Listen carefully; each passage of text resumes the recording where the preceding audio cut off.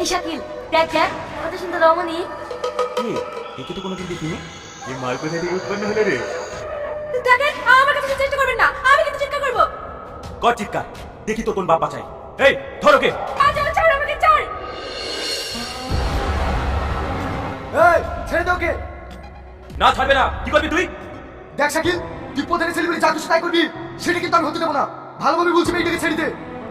এই তুই বেশি তাড়াতাড়ি করবি নি, সামনে থেকে সরে যা, নাহলে কিন্তু তোর কপালে অনেক কষ্ট আছে। না সরবো না, আগে মেয়েটাকে ছেড়ে দে, তারপরে সরবো। যাও, তুমি তাড়াতাড়ি এখান থেকে পালিয়ে যাও। তোমার কিছু হবে না তো? না আমার কিচ্ছু হবে না, তুমি যাও তো। তোর এত বড় সাহস, তুই আমার গায়ে হাত দিলি? দেখ শাকিল, আমি কোনো ঝামেলা করতে চাইনি। তুই ঝামেলা না করলে আমি করবো। এই মার শালাকে।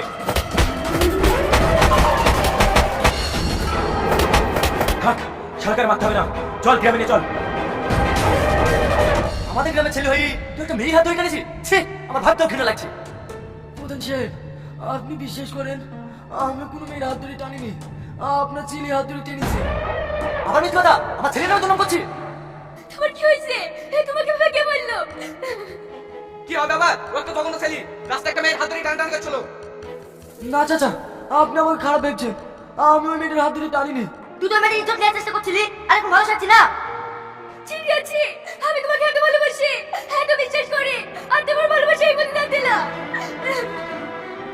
তুই সামনে সবাই বলবে যে বুঝো, অথচ তুমি তো আমাকে বলবে যে না। আমি সত্যি বলছি, আমি এরকম কিছুই করিনি।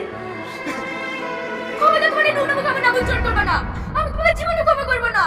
আসো আব্বা।